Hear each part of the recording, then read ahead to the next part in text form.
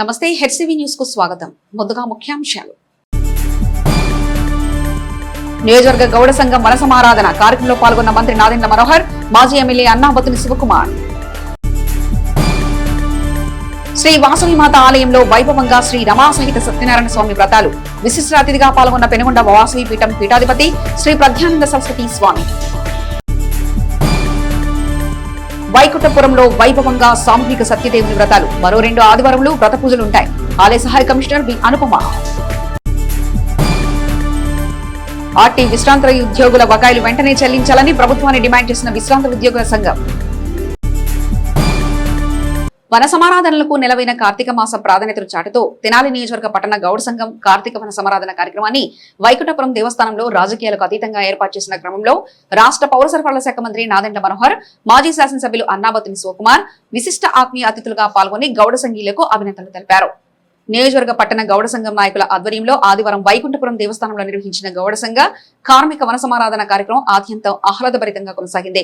రాష్ట్ర పౌర సరఫరాల శాఖ మంత్రి నాదెండ్ల మనోహర్ ఈ కార్యక్రమంలో విశిష్ట అతిథిగా పాల్గొని గౌడ సంఘీయుల ఐక్యత ప్రతి విషయంలోనూ ఇదే తీరుగా ఉండాలన్న భావనను వ్యక్తం చేశారు. సంఘంలో 10 మందికి తోడ్పాటందించడం ద్వారా గౌడ సంఘం గౌరవం పెరుగుతుందన్నారు. ప్రభుత్వం అందించే అవకాశాలను వినియోగించుకోవాలన్నారు. ఈ సందర్భంగా వెంకటేశ్వరమ్మ అనే మహిళలకు అందించే ఆర్థిక సహాయాన్ని మంత్రి మనోహర్ చేతుల మీదుగా అందజేశారు. గౌడ సంఘం తరపున మంత్రి నాదెండ్ల మనోహర్ కు గౌరవ సత్కారం అందజేశారు. ఇదిలా ఉండగా తొలుత మాజీ ఎమ్మెల్యే అన్నాబత్తుని శివకుమార్ ఆత్మీయ అతిథిగా కార్యక్రమంలో పాల్గొని గౌడ సంఘీయులకు అభినందనలు తెలిపారు. ఈ సందర్భంగా ఆయన మాట్లాడుతూ కార్తీక సమారాధనలు కుల సమారాధనలుగా మారుతున్నాయని, ఇది ఒకందుకు మంచిదేనన్నారు. సమాజంలో వస్తున్న మార్పుల క్రమంలో కుటుంబ బంధాలు, బంధుమిత్రుల వివరాలు కూడా నేటి జనరేషన్ కు తెలియని పరిస్థితి ఉందని, ఇటువంటి కార్యక్రమాల ద్వారా పరస్పర అవగాహన ఏర్పడుతుందన్నారు. అనంతరం గౌడ సంఘం తరపున సాదర సత్కారాన్ని అందజేశారు. ఈ కార్యక్రమంలో గౌడ సంఘ రాజకీయ ప్రముఖులు, బీసీ సంఘ నాయకులు, సామాజిక సేవా అభిలాషులు, వార్డు స్థాయి ప్రజాప్రతినిధులు పాల్గొన్నారు. ప్రభుత్వం చేసే అనేక సంక్షేమ కార్యక్రమాలు, ప్రభుత్వ కార్యక్రమాల గురించి అందరికీ తెలిసే విధంగా మీరందరూ కూడా సహకరించమని నేను కోరుతున్నాను. ఎందుకంటే చాలా మంది అనుభవజ్ఞులు ఉన్నారు, వెనుకబడి తరగతుల్లో పోరాటం చేసిన వాళ్ళు ఉన్నారు. తెనాలి గతంలో ఉన్న ఆ ప్రాముఖ్యత, ఆ ప్రత్యేకత, బీసీ ఉద్యమాల్లో ఉన్న నాయకులు అందరూ కూడా వేదిక పైన ఉన్నారు. వాళ్ళందరినీ కూడా నేను కోరుతున్నా, ఈరోజు విద్యావేత్తలుగా మీరు కష్టపడి రాణించిన అనేక వివిధ శాఖల్లో, డిపార్ట్మెంట్స్లో కూడా మీకున్న ఆ గుర్తింపుని 10 మందికి అందించే విధంగా మిమ్మల్ని ఆ ఆలోచన పెంచుకోమని మనస్ఫూర్తిగా కోరుకుంటూ, రాష్ట్ర వ్యాప్తంగా ఉన్న మన పౌర సంఘం నాయకులందరినీ కోరుతున్నాను, మన కూటమి ప్రభుత్వం చేసే కార్యక్రమాల్లో తప్పకుండా ప్రతి ఒక్క దాంట్లో మీరు పాల్గొనండి. ప్రభుత్వం అందించే సహాయంతో పాటు అదనంగా మనం ఏం చేయాలో అది కూడా ఆలోచించి కింద దిగుస్థాయిలో ఉన్న ఆ కుటుంబాలని పైకి తీసుకొచ్చే విధంగా మనం అందరం కూడా సహకరిస్తున్నాం. ఎందుకంటే ఒకప్పుడు కన్నుగీత కార్మికులుగా గుర్తింపబడిన ఈ కులానికి ఈ రోజున అనేక అవకాశాలు ఉన్నాయి. వర్తమాన రోజుల్లో, ఈ రోజుల్లో మనం ఎక్కడ చూసినా కూడా కొత్తగా మన నైపుణ్యాన్ని పెంచుకుంటూ కొత్త కార్యక్రమాలు చేసుకోవచ్చు. సో యువత ప్రత్యేకంగా మీరు రాబోయే రోజుల్లో ఉద్యాన పంటల్లో కానివ్వండి, ఉద్యోగ అవకాశాల్లో కానివ్వండి, లేదా మేమంతా మీరు చిన్న షాపులు, చిన్న వ్యాపారాలు చేసుకోవాలన్నా కూడా తప్పకుండా మేము ప్రాధాన్యత ఇస్తామని ఈ సందర్భంగా కోరుకుంటూ, ఆహ్వానించినందుకు మిత్రులు సోదరులు బాలాజీ గారికి, ఇక్కడ ఉన్న పెద్దలందరికీ, శంకరరావు గారికి, అదేవిధంగా తెలుగురాజు కుటుంబం ఎంతో చేశారు ఈ ప్రాంతానికి, వారికి కూడా ప్రత్యేకంగా శ్రీనివాసరావు గారికి ధన్యవాదాలు తెలుపుకుంటూ సెలవుస్తున్నాం. ఈ ప్రాంతంలో ఉన్న గౌడ కులస్తులు అందరికీ నా చేతైనంత మేరకు ఏం చేయగలిగానంటే నేను చేసి పెట్టాను. నేను మాట ఇచ్చాను, ఇదే వైకుంఠపురానికి చైర్మన్గా గౌడ కులస్తులు వేస్తానని చెప్పి వేసి చూపించాను, చైర్మన్గా పనిచేశాను. ఇది నా ప్రేమ అనుకోండి. నేను దీంట్లో ఎక్కడ నేను రాజకీయం చూడాలి, అది కూడా చూస్తున్నాను. కనీసం ఇక్కడ ఉన్న పెద్దలందరూ మీ పిల్లల్ని పేరెంట్స్తో ఎక్కువ టైం గడిపే సందర్భాన్ని చేయండి. అది చాలా అవసరం సమాజంలో. కేవలం పిల్లగానే కాపం బయట పెట్టాలి. పరిస్థితులు 3 పిల్లలు 2 ఉద్యోగాలు చేయాల్సిన పరిస్థితులు వస్తున్నాయి, అది నిజమే. కానీ దాంతోపాటు కుటుంబం ఎంత అవసరం. ఆ పిల్లలకి నాయనమ్మ, తాతయ్య, అమ్మమ్మ, ముత్తాత, మన కుటుంబం, మన కుటుంబ చరిత్ర, మన నాన్న ఏ రకంగా కష్టపడ్డాడు ఇవన్నీ తెలియాలా. ఓన్లీ చదువుకు ఒక్కటే విజ్ఞానం కాదు, చదువు జీవనోపాధి. ఆ జీవనోపాధి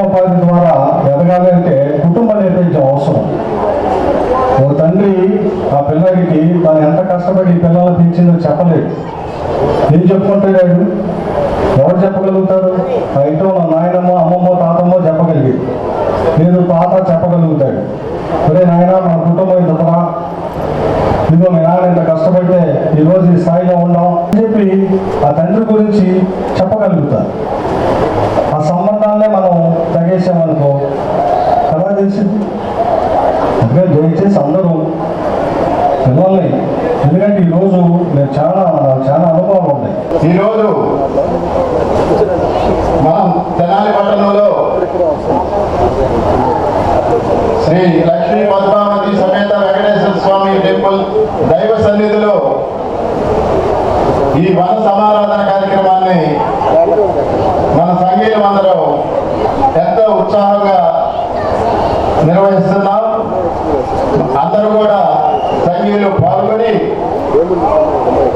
అందరూ కూడా కార్తీక సమారాధన పలహారాన్ని స్వీకరించి వెళ్ళవలసిందిగా ముందుగానే విజ్ఞప్తి చేస్తున్నాం.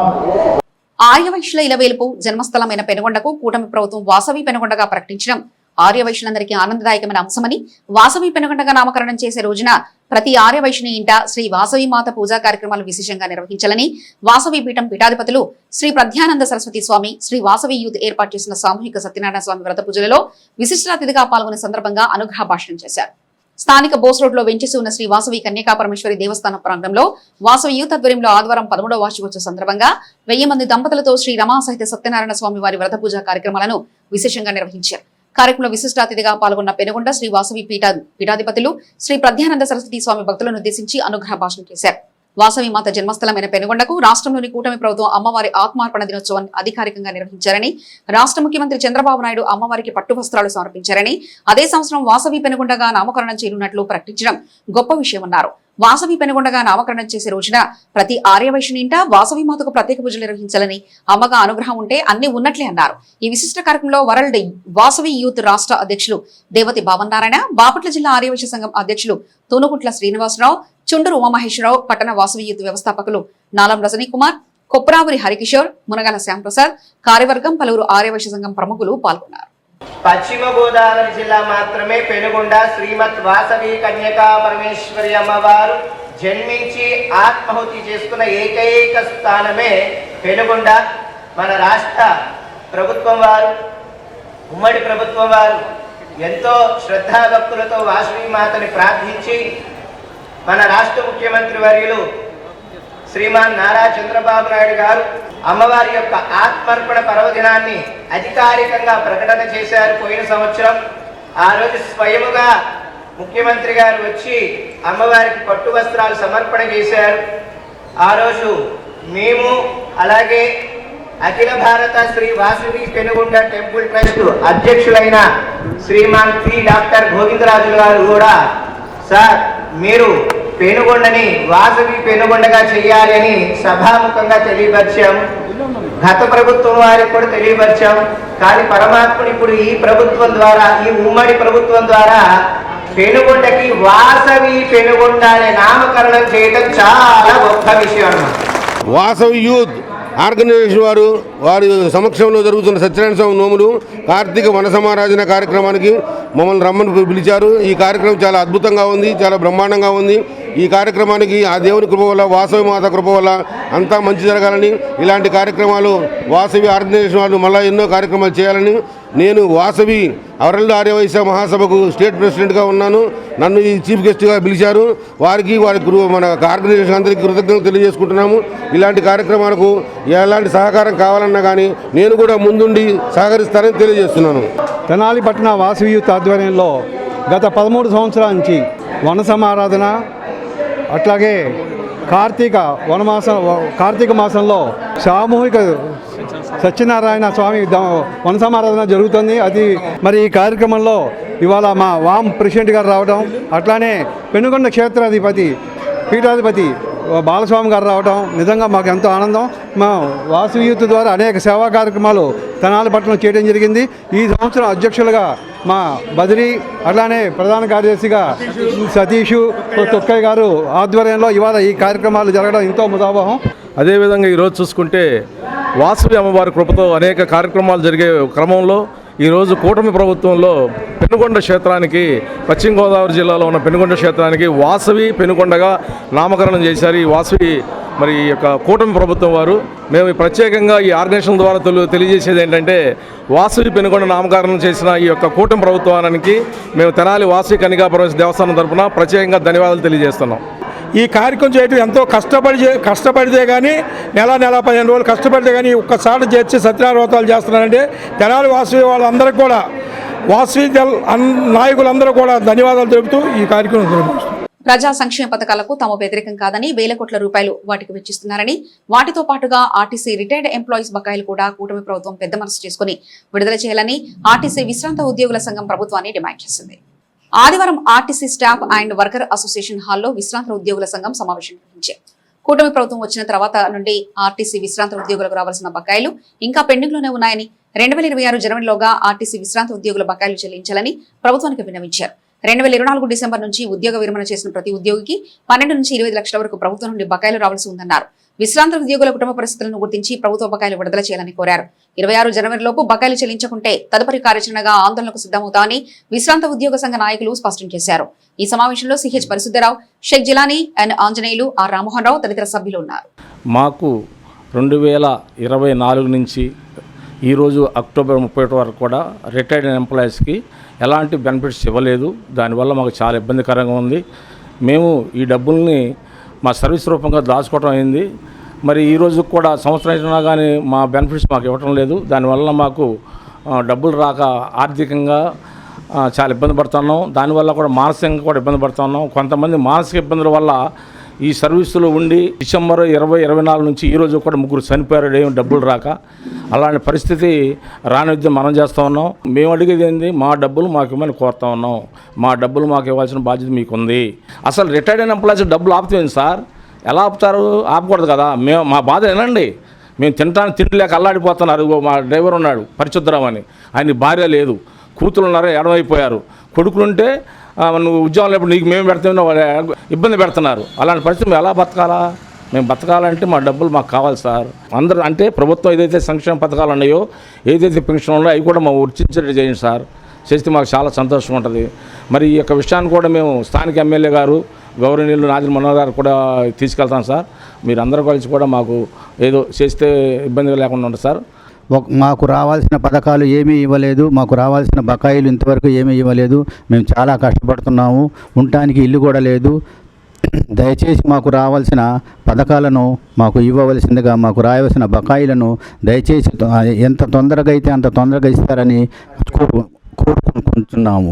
వృద్ధాప్య పెన్షన్ మన ముఖ్యమంత్రి, గౌరవనీయులు ముఖ్యమంత్రి గారు నారా చంద్రబాబు నాయుడుకు 4,000 చేశారు. కనీసం మాకు ఆ పెన్షన్ కూడా లేదు. కావున దయ ఉంచి ఆ పథకాలు కూడా మాకు వర్తించేటట్టు చూడండి. మా యందు దయ ఉంచి మా మీద కనకరించి ఆ 4,000 ఇప్పించాలని కోరుచున్నాం. ఇక్కడ మన స్థానిక ఎమ్మెల్యే గారు, మన మనోహర్ గారు, పౌర సరఫరాల మంత్రి గారు మనోహర్ గారిని కూడా మేము కలిసి ఈ విన్నపాన్ని మేము వివరిస్తాము. దయచేసి మా యందు దయ ఉంచి మాకు రావాల్సిన బకాయిలను మాకు ఇప్పిస్తారని, అదీనుగాక ప్రభుత్వపరంగా వచ్చే పథకాలను కూడా మాకు ఇప్పిస్తారని కోరుకుంటూ సెలవు తీసుకుంటాం. శివకేశవులకు ప్రీతికరమైన కార్తీక మాస ప్రాధాన్యత చాటుతూ కేశవునికి ప్రీతిగా శ్రీ లక్ష్మీ పద్మావతి సమేత శ్రీ వెంకటేశ్వర స్వామి వారి దేవస్థానం వైకుంఠపురం నందు ఏర్పాటు చేసిన సామూహిక సత్యదేవ వ్రత పూజలను భక్తులు సద్వినియోగం చేసుకుంటారని, ఈ కార్తీక మాసంలో మరో 2 ఆదివారాలు సామూహిక సత్యనారాయణ స్వామి వ్రతాలు నిర్వహించనున్నట్లు ఆలయ సహాయ కమిషనర్ వి అనుపమ పేర్కొన్నారు. ఆదివారం స్థానిక వైకుంఠపురం దేవస్థానంలో సామూహిక సత్యదేవ వ్రత పూజలకు భక్తుల నుండి విశేష స్పందన లభించింది. 170 మంది దంపతులు సామూహిక సత్యదేవ వ్రత పూజలో పాల్గొని తమ భక్తి ప్రవృత్తులు చాటుకున్నారు. ఆలయ సహాయ కమిషనర్ వి అనుపమ స్వీయ పర్యవేక్షణలో సత్యదేవుని వ్రత పూజలకు తగు ఏర్పాట్లు చేశారు. లోక కళ్యాణార్థం శ్రీ వెంకటేశ్వర స్వామి వారి సన్నిధానంలో కేశవునికి ప్రీతిగా ఏర్పాటు చేసిన సామూహిక సత్యనారాయణ స్వామి వారి వ్రతాలు వైభవంగా కొనసాగుతున్నాయని వి అనుపమ మీడియాకు వివరించారు. తిరుపతి వేద పాఠశాలలో వేద అధ్యయనం చేసిన గంజాం సాయి వరుణ్ వ్రత పూజలు జరిపించారు. ఆలయ అర్చకులు అలహరి రవికుమార్, ఆర్ఎస్ గౌతమ్, వేద పండితులు పూజా విధుల్లో పాల్గొనగా ఆలయ కార్యాలయ సిబ్బంది పూజా విధులకు సహకరించారు. పూజల అనంతరం వ్రత పూజలు నిర్వహించుకున్న దంపతులకు అన్నప్రసాద వితరణ చేశారు. శ్రీ లక్ష్మీ పద్మావతి సమేత వెంకటేశ్వర స్వామివారి దేవస్థానం వైకుంఠపురం. ఈరోజు కార్తీక మాసం 2వ ఆదివారం సందర్భంగా 170 మంది కార్తీక మాసం వ్రతాల్లో పాల్గొని ఉన్నారు. ఇవి వ్రతాలకు సంబంధించి కానీ భక్తులకు సంబంధించి అన్ని ఏర్పాటు చేయడం జరిగింది. పాల్గొన్న భక్తులకి అన్నదానం కానీ ప్రసాదాలు పూజా సామాగ్రి అందించడం జరిగిందండి. ఇంకా మిగిలిన 2 వారాలు కార్తీక ఆదివారాలు సామూహిక సత్యనారాయణ స్వామి వ్రతాలకి భక్తులు ఎవరైనా పాల్గొనదలుచుకొని స్వామివారి కృపకు పాత్రలు అవ్వాల్సిందిగా కోరుచున్నాను. ఈ సంవత్సరం 4 ఆదివారాల్లో ఈ కార్తీక మాస సందర్భంగా సత్యనారాయణ స్వామివారి వ్రతాలు నిర్వహించడం జరుగుతుంది. భక్తులు ఈ అవకాశాన్ని సద్వినియోగపరుచుకొని స్వామి అమ్మవార్లను దర్శించి తరించవలసిందిగా మనవి చేస్తున్నాం. మా దేవస్థానంలో ఈ వ్రతాలు మొదలుపెట్టడం ఇప్పటికీ 21 సంవత్సరాలు నిండినాయి. ఇది 22వ సంవత్సరం. ఈ 22వ సంవత్సరం కూడా సుమారు 600-700 మంది పైన ఈ వ్రతంలో పాల్గొంటూ ఉన్నారు. ఇంకా 2 ఆదివారాలు అవకాశం ఉన్నది. ఈ ఆదివారాల్లో అవకాశం ఉన్నంత వరకు భక్తులు సద్వినియోగపరుచుకొని వ్రతంలో పాల్గొని స్వామి కృపకు పాత్రలు కావాల్సిందిగా మనవి చేస్తూ ఉన్నాం. ఆపాత మధురాలైన ఎన్నో పాటలకు బాణీలు కట్టిన సాలూరి రాజేశ్వరరావు సంగీతానికి ఓ ప్రత్యేక ఉందని, ఆయన జయంతి ఉత్సవాలను సినీ సంగీత విభావరతో నిర్వహించనున్నట్లు Tenali cultural film society chairman Ravipati Veeranarayana పేర్కొన్నారు. స్థానిక నాజరపేటలోని వివేక స్కూల్ ప్రాంగణంలో ఆదివారం తెనాలి కల్చరల్ ఫిల్మ్ సొసైటీ ఆధ్వర్యంలో ఏర్పాటు చేసిన మీడియా సమావేశంలో కల్చరల్ ఫిల్మ్ సొసైటీ చైర్మన్, వివేక సంస్థల వ్యవస్థాపకులు రావిపాటి వీరనారాయణ మాట్లాడుతూ సాలూరి రాజేశ్వరరావు సంగీతం సమకూర్చిన పాటలు ఎప్పుడు విన్నా కొత్తగానే ఉంటాయని, ఆయన బాణీలు సమకూర్చిన పాటలతో శ్రీ సంగీత విభావరిని సాలూరి రాజేశ్వరరావు జయంత్యోత్సవాల సందర్భంగా ఈ నెల 5వ తేదీ సాయంత్రం రామకృష్ణ కవి కళాక్షేత్రంలో ఏర్పాటు చేయనున్నట్లు తెలిపారు. సాలూరి రాజేశ్వరరావు కుమారుడు వాసురావు ఆధ్వర్యంలో వర్ధమాన గాయని చాగంటి సాహితికి తెనాలి కల్చరల్ ఫిల్మ్ సొసైటీ ద్వారా గానకోకిల బిరుదుతో సత్కరించనున్నట్లు తెలిపారు. ఈ సౌమ్య సాహితీ వాసురావు సంగీతంలో సాలూరి వారి ఆపాత మధురాలైన పాటలతో సంగీత అభిమానులు అలరించనున్నారని తెలిపారు. పరిసర ప్రాంత కళాభిమానులు, సంగీత అభిమానులు కార్యక్రమంలో పాల్గొని జయప్రదం చేయాల్సిందిగా కోరారు. ఈ సందర్భంగా ప్రచార కరపత్రాలను ఆవిష్కరించారు. ఈ సమావేశంలో కల్చరల్ ఫిల్మ్ సొసైటీ కార్యదర్శి బొల్లిముంత కృష్ణ, సాయిమంగ వెల్ఫేర్ సొసైటీ వ్యవస్థాపకులు కంకిపాటి రమేష్ కుమార్, బెల్లంకొండ వెంకట్, శ్రీదేవి, ఓ మార్కండేయులు, సుధాకర్ తదితర సభ్యులు పాల్గొన్నారు. తెనాలి కల్చరల్ ఫిల్మ్ సొసైటీ ఆధ్వర్యంలో అదేమిటంటే సాలూరి రాజేశ్వరరావు గారు మన తెలుగు గడ్డ మీద అందరికీ తెలుసు చక్కగా సుమారు 5 దశాబ్దాల పాటుగా తెలుగు చలనచిత్ర రంగంలో అద్భుతమైనటువంటి సంగీత దర్శకులుగా కొన్ని వందలాది సినిమాలకు సంగీత దర్శకత్వం నిర్వహించి మంచి పాటలని మెలోడీ కింగ్ అనేటువంటి పేరుతో ఆయన అందరూ పిలుచుకుంటారు. ఆయన ద్వారా వచ్చినటువంటి సినిమా పాటలు మరి సాలూరి రాజేశ్వరరావు గారి యొక్క జయంతి ఉత్సవాలని జరపాలి ఘనంగా అని నిర్ణయించుకోవడం జరిగింది.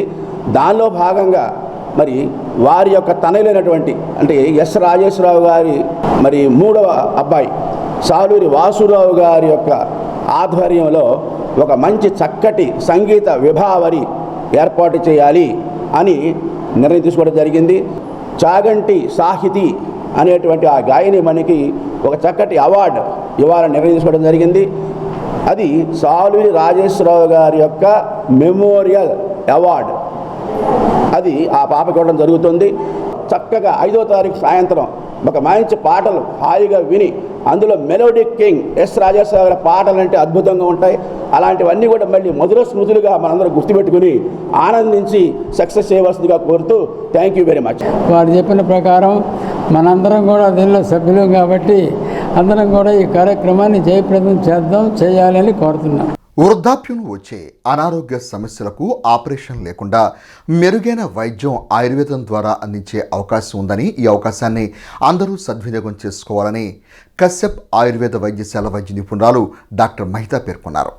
తెనాలి చర్చిపేటలోని వాకర్స్ క్లబ్ 2 సంస్థ కార్యాలయంలో ఆదివారం నిర్వహించిన సర్వసభ్య సమావేశంలో కశ్యప్ ఆయుర్వేద వైద్యశాల నిర్వాహకులు డాక్టర్ మహితా ముఖ్య అతిథిగా పాల్గొని మాట్లాడుతూ వృద్ధాప్యంలో వచ్చే అనారోగ్య సమస్యలకు ఆపరేషన్ లేకుండా పంచకర్మ చికిత్స ద్వారా ఆయుర్వేద మందులతో మెరుగైన వైద్యం అందుబాటులో ఉందని అన్నారు. సంస్థ అధ్యక్షుడు విశ్రాంత ప్రధానోపాధ్యాయులు వేజల ఉమామేశ్వరరావు సంస్థ కార్యాచరణ వివరించారు. ఆయుర్వేద వైద్యం అనాదిగా ఉన్న వైద్య విధానమని, నేటి తరం ఆధునిక వైద్యానికి ఆయుర్వేద వైద్యానికి ఉన్న వ్యత్యాసాన్ని వివరించారు. సమావేశంలో డాక్టర్ మహితను ఘనంగా సత్కరించారు. కార్యక్రమంలో సంస్థ సభ్యులు పాల్గొన్నారు. ముఖ్యంగా ఆయుర్వేద వైద్యంలో మన శరీర యొక్క తత్వాన్ని అంటే ఒక మనిషికి ఒక విధమైన మందు సరిపడితే రెండో వాళ్ళకి అదే రోగానికి పక్కన వాళ్ళ శరీరానికి సరిపడాలని రూల్ ఉండదు. శరీర తత్వాన్ని బట్టి మందులు ఇవ్వటం అనేది అది డాక్టర్ యొక్క దీని మీద ఆధారపడి ఉంటుంది, నిర్ణయం మీద. అదేవిధంగా మరి సరైన ఆహారపు అలవాట్లు, మరి చక్కటి వ్యాయామం, మరి అటువంటి ఆయుర్వేద వైద్యానికి మరి మన తెనాలి పట్టణంలో డాక్టర్ మహిత గారు మరి కశ్యప్ ఆయుర్వేద హాస్పిటల్ అనే ఏర్పాటు చేయడం జరిగింది. దాంట్లో వారు చక్కని అన్ని విధాల మరియు వెల్నెస్ సెంటర్గా దానికి నామకరణం చేసి మరి అన్ని విధాలు అక్కడ ఏర్పాటు చేయడం జరిగింది.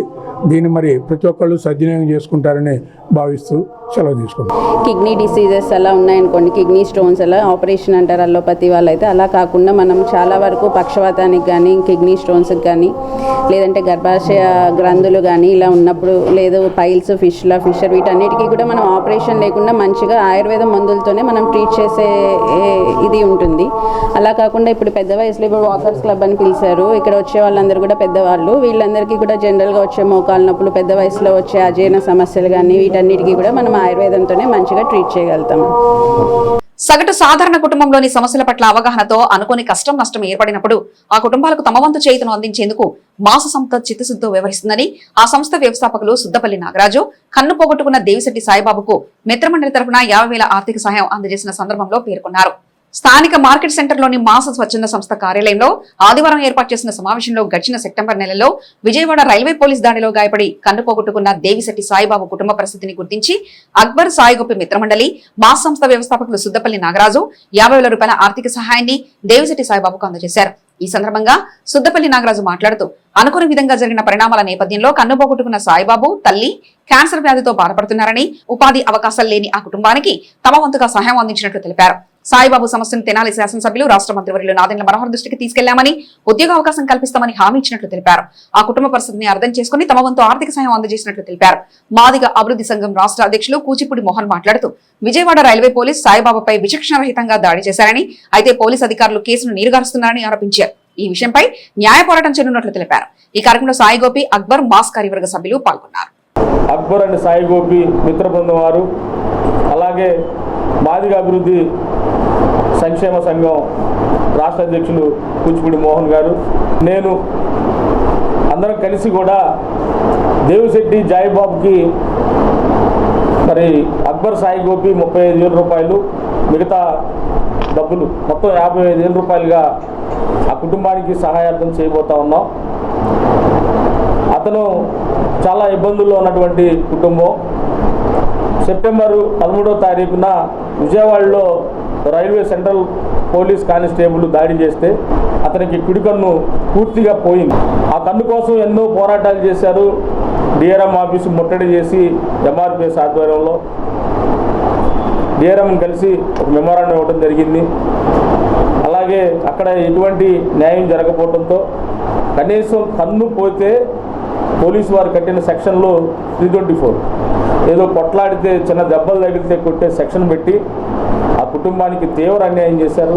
ఆ కుటుంబంలో మరి ఆ పిల్లోడికి తండ్రి లేడు, తల్లికి క్యాన్సర్ వ్యాధితో బాధపడుతూ ఉంది.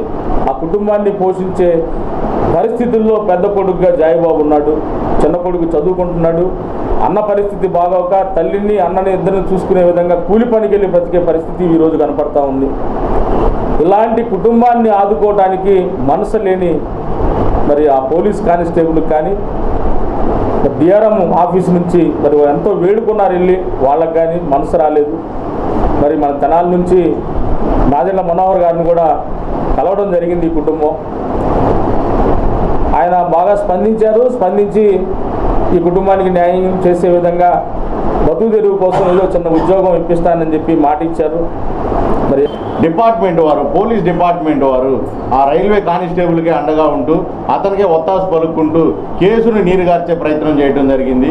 వాస్తవంగా కమిషనర్ గారు దీన్ని గుర్తించాలి. విజయవాడ కమిషనర్ గారు ఖచ్చితంగా SC/ST అట్రాసిటీ యాక్ట్ దీనికి యాడ్ చేయకపోతే, అదేవిధంగా 307 యాడ్ చేయకపోతే మాదిగ అభివృద్ధి సంక్షేమ తరఫున ఉద్యమిస్తామని చెప్పి, ఆ కుటుంబానికి అండగా ఉంటామని చెప్పి నిరంతరం మాదిగ జాతి కోసం మాదిగల యొక్క సంక్షేమం కోసం కృషి చేస్తూ ఈ విధంగా ముందుకెళ్తామని చెప్పి దయచేసి పోలీసు వారు వెంటనే స్పందించి అతని కుటుంబానికి న్యాయం జరిగే విధంగా SC/ST అట్రాసిటీ యాక్ట్ యాడ్ చేసి ఆ కుటుంబానికి SC/ST అట్రాసిటీ యాక్ట్ ప్రయోజనం వచ్చే విధంగా తగు చర్యలు తీసుకోవాలని చెప్పి కోరుకుంటా ఉన్నాం.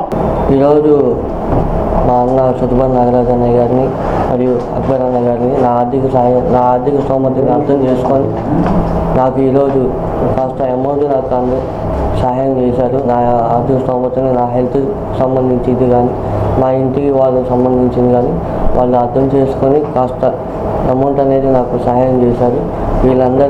అందరికీ నా హృదయపూర్వక ధన్యవాదాలు తెలియజేసుకుంటున్నారు. అక్బర్ అన్న గారికి, మా సాయిబాబు అన్న గారికి, మోహన్ అన్న గారికి అందరికీ నా హృదయపూర్వక ధన్యవాదాలు తెలియజేసుకుంటారు. వృద్ధాప్యంలో వచ్చే వినికిడి సమస్య, ముక్కు, గొంతు అనారోగ్య సమస్యల పట్ల ప్రజలు అప్రమత్తంగా ఉండాలని సహాయ ట్రస్ట్ తెనాలి వారు కొలకరూరులో ఏర్పాటు చేసిన ఉచిత వైద్య శిబిరం సేవల సందర్భంగా ENT వైద్య నిపుణులు డాక్టర్ కె వెంకటేశ్వరరావు సూచించారు. మండలంలోని కొలకనూరు గ్రామంలో గల బాబు జగ్జీవనరావు గ్రంథాలయ ప్రాంగణంలో ఆదివారం విశ్రాంత ప్రధానోపాధ్యాయులు మంచికలపూడి దానియల్ జ్ఞాపకార్థం తెనాలి సహాయ ట్రస్ట్ వారి ఆధ్వర్యంలో చెవి, ముక్కు, గొంతు సమస్యలకు ఉచిత వైద్య శిబిరం నిర్వహించారు. Senior ENT surgeon doctor K Venkateswararao వైద్య శిబిరంలో తమ సేవలు అందించారు. కొత్తపల్లి రవీంద్రబాబు, కొత్తపల్లి బేబీపాల్, నలుకుర్తి విమల, డానియల్ సంయుక్త వితరణతో వైద్య శిబిరంలో ఏర్పాటు చేసినట్లు నిర్వాహకులు తెలిపారు. సహాయ ట్రస్ట్ ద్వారా చేపట్టే సామాజిక సేవల్లో వైద్య బృందాన్ని వితరణ సహకారం అందించినట్లు రవీంద్రబాబు ప్రశంసించారు.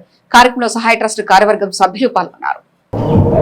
ఈరోజు ముఖ్యంగా సహాయ ట్రస్ట్ వారి పిలుపు మేరకు మంచిలకపూడి దానియల్ గారి జ్ఞాపకార్థం ఈరోజు ఇక్కడ మెడికల్ క్యాంప్ కండక్ట్ చేయమని మమ్మల్ని అడిగారు. వాళ్ళ అభ్యర్థనను మన్నించి ప్రజల కొరకు ఇక్కడికి వచ్చి ఈరోజు చెవికి సంబంధించినటువంటి చెవి, ముక్కు, గొంతుకు సంబంధించినటువంటి సమస్యలను గుర్తించి వారికి తగు సూచనలు కానీ వారికి కావాల్సినటువంటి మందులు కానీ అన్నీ ఏర్పాటు చేయడం జరిగింది. ఇక్కడ చాలా సంతోషం సార్. విమలమ్మ గారి నిజంగా ఆమె మంచి మనసు మాత్రం ఇది మరికొంతకాలం పాటు ఆమెకు దేవుడు ఆయుష్ ఆరోగ్యాలతో పాటు చల్లని మనసును కూడా ఇచ్చి ఇట్లాంటివి వైద్య శిబిరాలు ఎన్నో చేయాలని కోరుకుంటూ, ఇది కేవలం అన్ఎంప్లాయిడ్ యూత్ జస్ట్ ఎంప్లాయ్మెంట్లోకి వచ్చి ఆ ఎంప్లాయ్మెంట్లోకి వచ్చిన తర్వాత వాళ్ళు సొసైటీకి ఏమన్నా చేయాలనే ఒకే ఒక చిన్న తలంపుతో జస్ట్ వాళ్ళు టీనేజ్ దాటినటువంటి యువకులు అప్పుడే ఉద్యోగంలోకి వచ్చినటువంటి పూజిత కావచ్చు, ఆమె ఒక ఐటీ సెక్టార్లో ఒక చిన్న కంపెనీ పెట్టుకొని తను నడిపిస్తుంది. అలాగే అనుపమ్ కావచ్చు, అనుపమ్ అయితే ఎన్నో ఇబ్బందులకు గురయ్యి ఇప్పుడు తన కాళ్ళ మీద తాను నిలబడుతూ అది ఏర్పాటు చేసుకునే పరిస్థితి. పూర్తిగా సంపాదించి వాళ్ళ కాళ్ళ మీద వాళ్ళ కాళ్ళు పడి నిలబడిన యువకులు కాదు. కానీ ఎవరైతే కనెక్ట్ కాబడకుండా సమాజానికి దూరంగా ఉన్నారో, నిరాదరణకు గురవుతున్నారో వారిని మాత్రమే దృష్టిలో పెట్టుకొని ఈ యొక్క సంస్థను వీళ్ళు స్టార్ట్ చేయడం జరిగింది. So we are really appreciate. Bulletin ముగించే ముందు ముఖ్యాంశాలు మరోసారి చూద్దాం. నియోజకవర్గ గౌడ సంఘం మనసమారాధన కార్యక్రమంలో పాల్గొన్న మంత్రి నాదెండ్ల మనోహర్, మాజీ ఎమ్మెల్యే అన్నాబతుని శివకుమార్. శ్రీ వాసవిమాత ఆలయంలో వైభవంగా శ్రీ రమాసహిత సత్యనారాయణ స్వామి వ్రతాలు. విశిష్ట అతిథిగా పాల్గొన్న పెనుగొండ వాసవి పీఠం పీఠాధిపతి శ్రీ ప్రజ్ఞానంద సరస్వతి స్వామి. వైకుంఠపురంలో వైభవంగా సామూహిక సత్యదేవుని వ్రతాలు. మరో 2 ఆదివారంలో వ్రత పూజలుంటాయి. ఆలయ సహాయ కమిషనర్ బి అనుపమ. ఆర్టీ విశ్రాంత ఉద్యోగుల బకాయిలు వెంటనే చెల్లించాలని ప్రభుత్వాన్ని డిమాండ్ చేసిన విశ్రాంత ఉద్యోగుల సంఘం. ఇవి ఇప్పటివరకున్న అప్డేట్స్. మరో బులెటిన్లో మళ్ళీ కలుసుకుందాం. చూస్తూనే ఉండండి హెచ్సివి న్యూస్.